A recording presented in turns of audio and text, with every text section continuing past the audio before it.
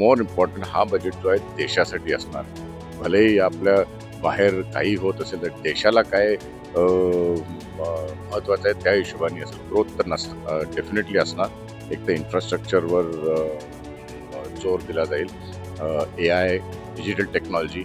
मला वाटतं यावेळी डिफेन्सवर पण बराच लक्ष दिलं जाईल आणि डिफेन्सवर पण बजेट ओव्हरले वाढेल या बजेटमध्ये. देशासाठी मागच्या काळात भरपूर असे इश्यूज आले आहे तिथे अनसर्टन्टी ज्याला आपण म्हणतो ग्रोथ ओरिएंटेड असणार. देशासाठी मागच्या काळात भरपूर असे इश्यूज आले आहे तिथे अनसर्टन्टी ज्याला आपण म्हणतो त्या अनसर्टन्टीच्या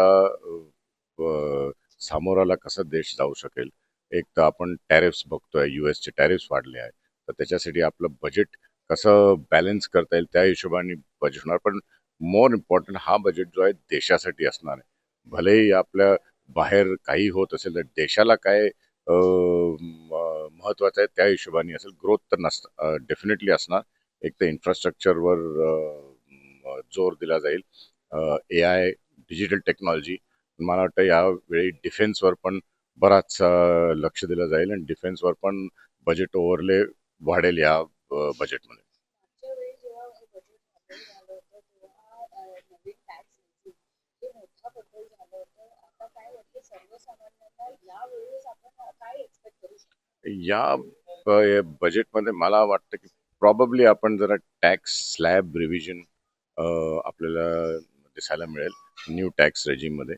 आणि बहुतेक कॅपिटल गेन्समध्ये थोडं स्ट्रीमलाइनिंग होईल. पण न्यू टॅक्स रेजिम जर प्रोत्साहित करायचं असेल तर बहुतेक टॅक्स स्लॅब्समध्ये काहीतरी ते अडजस्टमेंट्स करतील. आपल्या देशामध्ये जर बघितलं तर प्रायमरी सेक्टर हा खूप मोठा सेक्टर आहे.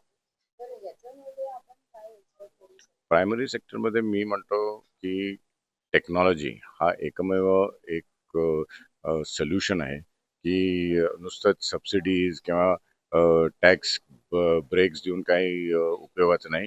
आपण त्याचं किती जास्ती वाढ करू शकतो ते टेक्नॉलॉजीज होणार. आता आपलं दिसून येत आहे की AI एवढं प्रमाणाने वाढत आहे की जर आपण सामोरं नाही गेलं किंवा त्याच्यावर आपण कॉन्सन्ट्रेट नाही केलं तर नुसतंच प्रायमरी सेक्टरवर सबसिडीज किंवा नुसतं बजेट कट्स देऊन ते ग्रो होणार नाही आहे. आपल्याला त्याच्यावर टेक्नॉलॉजी इन्व्हेस्टमेंट करावीच लागणार.